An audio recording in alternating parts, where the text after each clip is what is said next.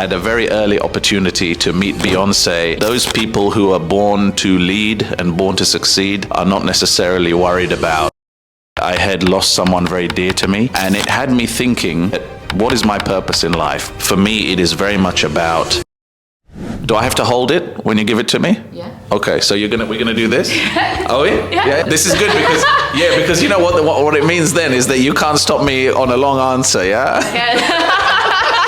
We are on. Oh, we're on, okay. Yeah, I'm very excited because I have my great friend, Asif, today. Somebody who has 20 years of corporate experience. Yes. Way too long. And now we're in this same cohort in Antler. This is my second guest interview for my Escape 9 to 5. The guests are just going to get better and better, so if you haven't subscribed, please do. Hello, my name is Asif Aladina, and I'm with Lydia here in London. Mm-hmm. Looking forward to speaking further. Well, my podcast is really easy. It's just like a conversation. Very first part of my podcast is usually I want the audience, also all of us, to know you a little bit. If you can share some kind of story, why did you make the switch from the corporate traditional job to enter into this great ups and downs roller coaster entrepreneur journey? Well, it's definitely a roller coaster, that's for sure. For me, the reason why I took the plunge from corporate life is sort of twofold, really. One is that I grew up in an environment where my parents and my family were running their own businesses. Oh, yeah. They ran retail stores across London. Yeah. So as a young boy, my brother and I, we spent a lot of time in their shops. They were retail stores which in the UK we would call newsagents. So it sold newspapers, magazines, stationery, greetings cards, things like that. But I think it taught me some of my best lessons in life, which is one of the most important things is how you communicate with people and being able to communicate with a wide range of people. And we learned that in those shops because we met people from all walks of life. So I think that inspired me that I can start my own business having that confidence that I can deal with people. That was the first thing. As I entered the corporate world first, then you get used to having the security of corporate life, salary, and all of the benefits you would expect. But I think it was probably around 2015 where I decided that I want to do my own thing. And it was probably a mixture of three things. Mm-hmm. It was legacy, in a sense that I had recently become a father, and so I started to think about what would I like to leave behind for the next generation. The second thing was really tragedy, actually. I had lost someone very dear to me to breast cancer, and it had me thinking, what is my purpose in life? What would I like to achieve? Because life can be short. And that really resonated with me, and it was something that drove me to think more widely about my purpose in this world. So tragedy was a part of it, and then the final part was opportunity. I had some friends of mine in Holland who had started a prop tech startup, and they had approached me to try and grow the business and grow it into the UK. So those three things came together for me in 2015, and that's when I joined my first startup. Oh, so you've been in this journey for a long time. Antler is not news for you. I wasn't a founder then, so I hadn't built it from scratch, but yeah, I've been in that process before, yes. So what you just said really resonated with me. It's mindset, and for you, it's more of timing opportunity. I think some people might not be that lucky. They might not have that opportunity. They want to escape it. They don't know how. Yeah. And most of the people, they only look at the bright side of things. If you've been in this journey for so long, almost 10 years, compared to your previous corporate job, what would you say? Sometimes a good story is because of a bad time. Mm-hmm. If you can share a good story and a good time when you're in this journey. The experience of being in a startup, it's the little small wins that mean a lot more. And it can be small things that encourage you to keep going, whether that's building your proof of concept or your MVP, whether it's getting your first customer meeting, let alone your first customer. I think all of those small wins keep you going as a startup. And so for me, those were things that I found have kept me going in the past as well, is to see us against milestones. Doesn't matter how big or small they are. You said at a good time. If there's any specific moment that you felt really, really bad at the time, but you look back, you can almost joke about it and you tell people, but it's like a great experience, a good story. If you have that kind of moments that you can think of. I have been part of a startup where we had great team chemistry, and that was really good. Mm-hmm. And although we were in different countries or across time zones, we managed to work well together. Yeah. And I have worked on other projects which were emerging startups that we were trying to build, which didn't go as well because we simply couldn't get on the same page. It was either to do with schedules or to do with vision. Yeah. We just couldn't all come together around a common vision. But we didn't realize that until we'd already started the company. Oh, wow. So I think it's really important to try and build those relationships and those common vision and strengthen that relationship early on. Mm-hmm. I think it helps a lot. You realize at the time that didn't work out, but it gives you a foundation for the future. So I think it's a nice segue. Now we're going to talk about what now, because now see the high-flying co-founder potential, as you are, have been into this space for so long.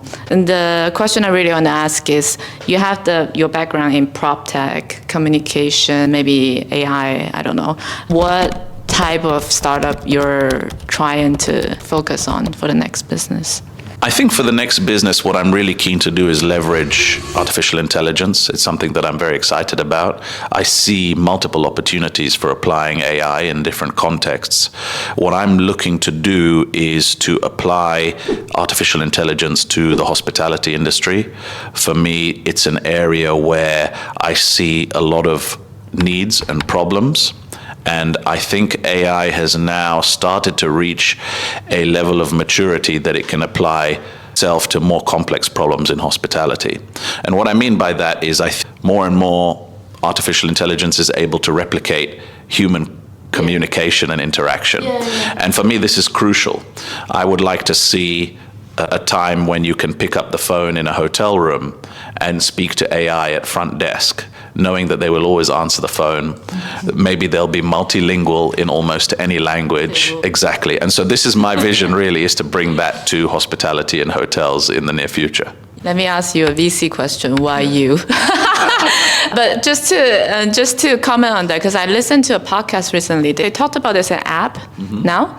And some of the service industry, they actually can use the app. They're listening to the call from the customer, and then the app is also listening to that. And then they will provide a script. It's read out by a human being. So then they will know like kind of tone and speed that you want to say what according to the app. Yeah. It's insane, I think. By you? For me, I've worked in various sectors, but I have worked an incredible amount in the hospitality sector here in the UK and abroad. So either in commercial positions, I've worked for hospitality service providers and staffing agencies, and also for software companies that had specific tools for hotels and the hospitality industry. So for me, I'm quite in tune with the sector and the problems it faces, particularly post-Brexit, post-COVID. Hotels and hospitality more broadly, they've been through an incredible amount. And although we are past some of those incidents, ultimately they are still incredibly short of staff and people. So anything we can do to improve hotel operations by saving time, but at the same time protecting that human experience as much as we can, I think that is something that will help hospitality a great deal. And I think that things like conversational AI and other emerging technologies are now starting to be able to fill that gap and replicate human communication. So that's what I'm most excited about. So you're basically using your childhood passion, where you get it from your parents' newsstand as communication, and your experience in prop tech, which is hospitality and also service, and you wanted to ride this trend of AI. But I get you're not an AI person, but you can find an amazing co-founder to do that. So then, because you care deeply about this sector as well, you wanted human beings to do really what they can enjoy the most. So the AI can actually replace some low-level repetitive work, and eventually this industry wouldn't be sabotaged by AI, but human beings like customers get better service. See, I just write your whole pitch deck. Absolutely right. That's fantastic. Yes. So I know that you care deeply about the Islamic Civic. It's a volunteer. You care deeply about volunteer work.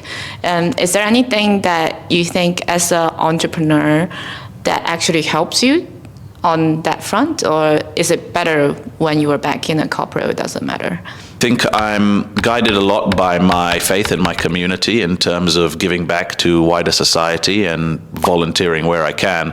I think when it comes to starting a business or being an entrepreneur or creating a startup, it would be lovely to be able to merge. I think it would be great to be able to bring my values and my passion for community work and volunteer work into a startup if I could. And absolutely, if there was an opportunity to do that, I would do it. But I think that at a deeper level, what it's about is maybe at the first instance bringing your values into that organization. So if I'm creating a startup, what I'm always keen to do, and what I'm keen to do in the future, is make sure that we have a solid set of values. That means that we're clear about how we treat our team, our customers, and what contribution we make to wider society.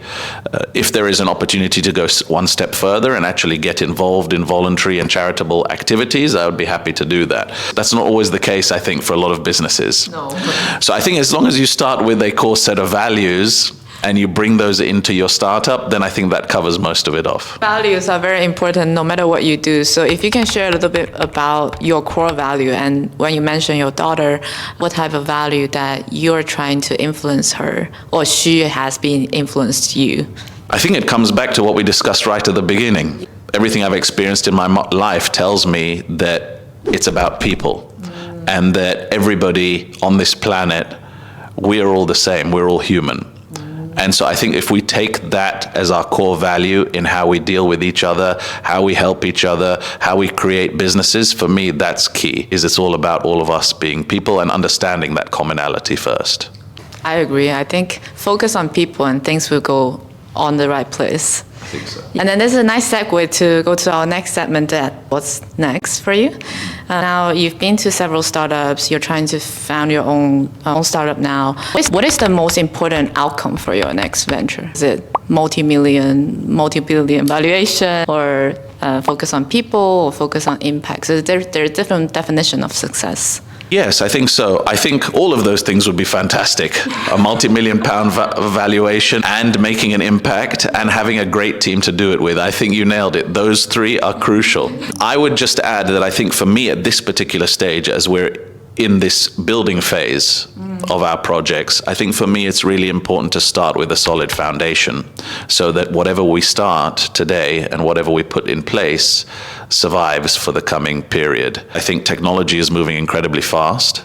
Almost every startup as we envisage it today will probably have to pivot or widen their solutions as technology continues to emerge. So I think for me, having a solid foundation, whether that's some co-founders where we have a shared passion and a vision, whether that's a solid problem area that we know we want to address, and we may have different ways of addressing it over time, for me it all starts with having that solid base. So that's my priority right now.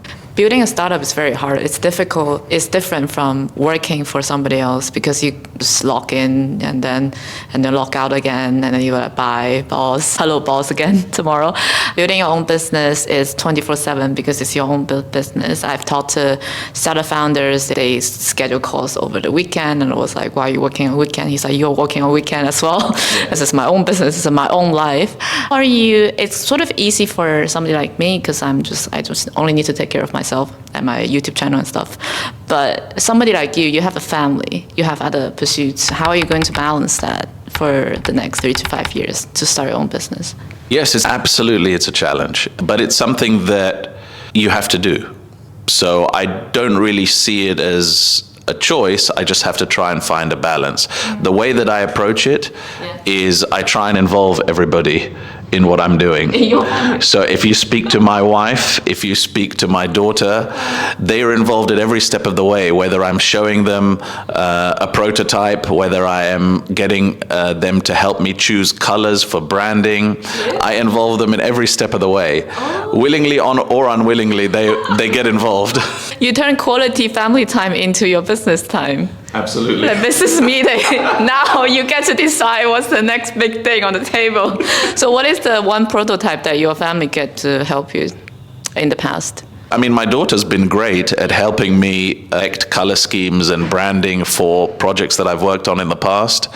And my wife has been an absolute rock and a sounding board for me. You see, all the experience, real experience.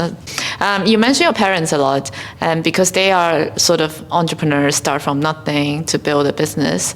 When the first time I met you, I know that you're a great father. So how do you want your daughter to remember you when she grow up talking to somebody else about this specific period of your life when you switch from the corporate job to the entrepreneurial journey? Yes, what I would like her to know is that I'm doing all of this to build a solid foundation for her and future generations of the family, just as my parents did for me and my brother. For me, it is very much about her and my wife and my parents knowing that I'm doing everything for them and to build a legacy for the future. Such a profound answer. Paraphrase the question. How does your daughter usually tell her friends about you? One sentence, my father does ABC. Do you know? She found that question very hard early on in her school life. Yeah. Now she understands that what an entrepreneur is and what I'm trying to do. Yeah. So I think she describes me as somebody who's just starting businesses. I don't think anyone has asked her yet whether those businesses are still functioning, but I hope the future ones will. Yeah. Great. Let's do a lightning round. Ooh. Are you ready? I'm ready. Do you have any memorable celebrity encounters or stories that you could share with us that you're willing to share? So we've had a chat about this before, Lydia, and this is a leading question. So on-purpose question. You will know, but maybe your followers do not know, that when I was young, I was about 16 or 17 here in London. Through friends of mine who were working at a radio station, I had a very early opportunity to meet Beyoncé. Beyoncé, guys. And Destiny's Child when they were still emerging on the music scene. And it was a great opportunity. I actually hung out with them for 2 days here in London. I have photos, which you've seen, yes. And it taught me that actually, similar to a pop group where you can only really have one lead singer. Founding team in a startup is the same. You can only really have one CEO in that role. You can't have multiple CEOs. Like your life is just full of entrepreneurship lessons and opportunities starting from very young. And now I realize running a YouTube channel, because every single side hustle or passion, as you call it, is actually a business. Like starting from the idea generation, why does it work? Why do we want to do this kind of podcast? It's all like a startup process, whether it might not be VC backable, but it's still tough things to do. And as a Destiny's Child, I remember the photo you showed me, actually, Beyoncé is not in the middle. When I saw the photo, I kind of got the lesson is like people who are eventually successful doesn't really that much whether they are in the middle, or people who have great talents, they are gonna shine anyways. I don't know, because I didn't hang out with Beyonce at the time. What's your, if you can share? Absolutely agree with you. Yeah. I think that those people who are born to lead and born to succeed are not necessarily worried about titles and being the center of attention. If they have the skills and the passion and the drive to achieve something, they will find that attention. It will come to them. I remember this great quote. Do you read any entrepreneurship books? If you can share one book that you like. The Lean Startup was one that has always stuck with me. Oh. Absolutely. And I think every founder should read The Lean Startup on how best to be lean and agile as they build their business. Mm-hmm. And one that I'm about to read now is The Mom Test. Oh, yes. I read that one, The Mom Test. I remember our previous conversation, you loved The Office for some reason. So one unconventional office fact that you love. So, not too long ago, I met the professor of neuroscience at UCL University, Professor Vincent Walsh, and he told me something really interesting about how humans interact, which is that humans cannot interact effectively in groups of more than 4 people. He gave me a test to do, which I want you to try, which says the next time you're at a party or at the office or at a function of some kind and you see a group of 4 people, walk over and try and be the 5th person and see what happens. Yeah. You will find that the group breaks up into a group of 2 or 3, or one person will be left out of the conversation. Wow. this got me thinking about the office, that I think really doesn't matter where we work, as long as we are working in groups of 4, I think we can be the most effective. Me of my breakfast is only 4 people, you remember? Yes, At the exactly. beginning, I have this breakfast sessions that we had great chats. I invited up to 3 people to join us. It's really, really good. Final one is you're going to answer a question from a previous guest. Are you ready? Sure. The previous guest asked, what would you do if you know that you only have 1 year left to live, but everything else stays the same, like your income, your health, you're not deteriorating, but then you know that the time is limited? I would take my wife, my daughter, and my parents, and we would go on a trip around the world. Your money stays the same though. This is fine. We would sell all our possessions to do this. Now it's your chance to leave a question for the next guest. Excellent. I would like to ask your next guest, Yeah. what childhood lesson do they carry with them today? Oh, nice way to end. What childhood lessons do you carry with you today? Also to my audience, if you have a lesson, feel free to leave the comments down below. And this is Asif. Thank you. See you next time. Bye. That was fun. It's fun, right? This was so fun. Thank you so much. This is my first ever podcast here with Lydia. This goes down in history. Hopefully it won't be my last. It wouldn't be your last. And should I decide to do a podcast, I hope that Lydia will be my first guest.